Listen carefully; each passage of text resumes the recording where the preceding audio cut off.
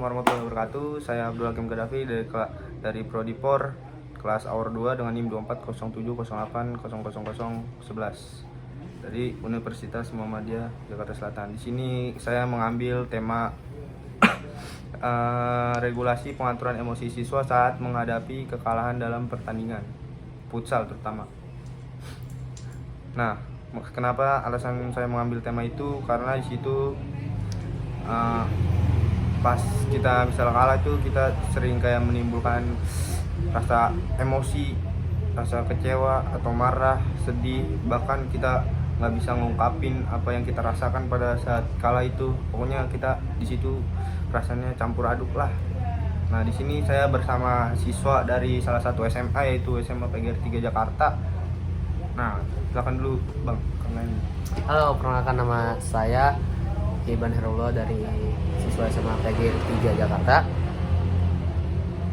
Nah, di sini saya akan menanyakan nih 3 pertanyaan untuk ini dia.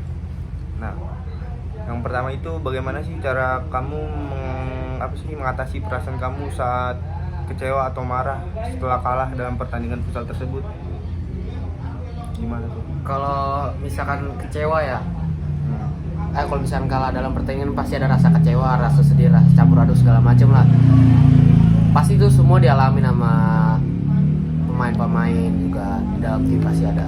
Cuman jangan sampai berlarut-larut lah. Kita juga harus melihat langkah ke depannya. Masa kita sedih terus, kecewa terus, kita harus bangkit. Pasti ada evaluasinya setelah itu. Nah, kan kalau misalnya kayak gitu kan kita pernah ngelakuin kesalahan ya kan. Kalau misalnya teman kita nih nyalain kita, nih lu nih gara-gara lu kita jadi kalah, atau gara-gara lu nih nendang penaltinya nggak gol, kalah jadinya nih, gitu. Gimana tuh tanggapan lu tentang kayak gitu? Sebenarnya menyalahkan temen atau tim itu Nggak bisa. bukan nggak bisa. Nggak baik. Nggak baik. Tapi kalau untuk tim sebenarnya tujuannya baik. Mungkin cara dari penyampaiannya seperti kayak langsung nyalain itu nggak apa. Harusnya kita tuh memberi support. Apalagi kalau misalkan kondisi tim lagi kalah, misal sisa berapa menit, itu sebisa mungkin kita harus bisa memberikan support kepada diri sendiri dan juga ke teman yang lain. Ya. Nah, nih selanjutnya tuh kayak misalnya gimana sih? Siapa sih yang bisa buat lu kayak lagi merasa down itu, yang bisa bangkitin ke motivasi lu setelah kalah? Oh, kalau untuk itu yang pertama pasti diri kita sendiri. Yang pertama pasti diri sendiri. Juga terus kalau misalkan ada temen yang rasa seperti itu juga, kita harus support dia. Support juga. Ya, jadi saling support karena kalau bukan dari sendiri siapa lagi, ya kan? Itu jadi harus kesadaran masing-masing. Gitu. Nih, nah yang terakhir kan nih, Apa tuh? pernah gak sih kayak lu merasa lebih semangat gitu setelah melakukan setelah kekalahan dalam pertandingan tersebut?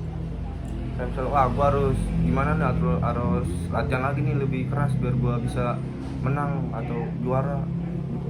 Oh, pasti itu ada sih. Kalau pernah di satu posisi saya mengalami kekalahan di turnamen event yang X lah. Itu kita istilahnya dikritik lah sama alumni atau teman-teman yang lain sama si ini. Pasti ada rasa kayak, wah, gue diremehin nih, wah teman-teman gue diremehin nih, gue pengen balas dendam, gue pengen bungkam mulut dari dia tuh yang pada kayak teman-teman atau alumni sih, segala macam tuh. Akhirnya kita di situ terakhir banget, ya kan, semangat latihan segala macam, terus juga tekad kita udah bulat banget ini,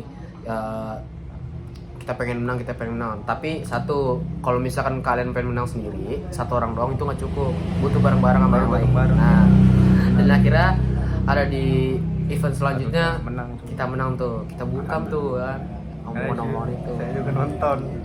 Dan ini adalah korbannya jadi. Nah, jadi kayak gitu. Oke.